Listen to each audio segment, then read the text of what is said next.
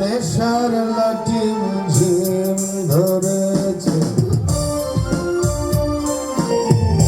চোখের কোনায় রং লেগেছে,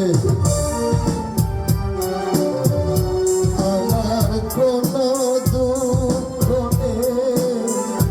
নেই কোনো ভাবনা, এমনি করে দিন যদি যাই যাক না,